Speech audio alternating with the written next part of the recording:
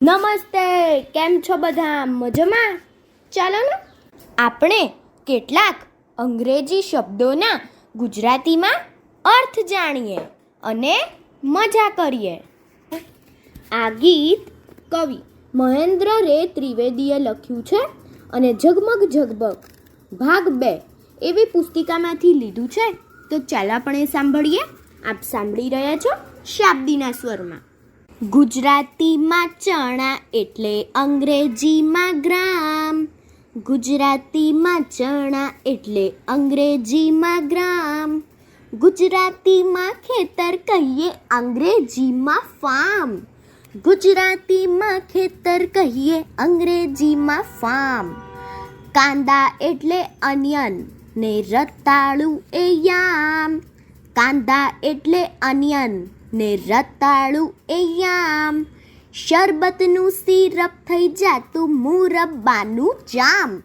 શરબતનું syrup થઈ જાતું મુરબ્બાનું જામ. ગુજરાતીમાં ચણા એટલે અંગ્રેજીમાં ગ્રામ. ગુજરાતીમાં ખેતર કહીએ અંગ્રેજીમાં ફાર્મ. મોસંબી ને સ્વીટ લાઈમ ને લીંબુ ને કે લેમન. મોસંબી ને સ્વીટ લાઈમ ને લીંબુ ને કે લેમન. જમરૂખ એટલે ગ્વાવા ને તરબૂચ વોટરમેલન. જમરૂખ એટલે ગ્વાવા ને તરબૂચ વોટરમેલન. અંજીરને એ ફિગ કહે ને અખરોટને એ વોલનટ. અંજીરને એ ફિગ કહે ને અખરોટને વોલનટ. આલુને એપ્રિકોટ કહે કાજુને કેશ્યુનટ. આલુને એપ્રિકોટ કહે કાજુને કેશ્યુનટ. ગુજરાતીમાં ચણા એટલે અંગ્રેજીમાં ગ્રામ. ગુજરાતીમાં ખેતર કહીએ અંગ્રેજીમાં ફાર્મ. બદામને આલમંડ કહે ને કેસરને સેફ્રોન. બદામને આલમંડ કહે ને કેસરને સેફ્રોન. રસોઈ કરતા મમ્મી પહેરે એને કહે એપ્રન. રસોઈ કરતા મમ્મી પહેરે એને કહે એપ્રન.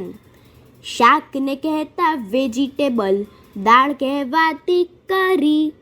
શાકને કહેતા વેજીટેબલ, દાળ કહેવાતી કરી. ધીરે ધીરે સ્લોલી સ્લોલી જલ્દી જલ્દી હરી. ધીરે ધીરે સ્લોલી સ્લોલી જલ્દી જલ્દી હરી. ગુજરાતીમાં ચણા એટલે અંગ્રેજીમાં ગ્રામ.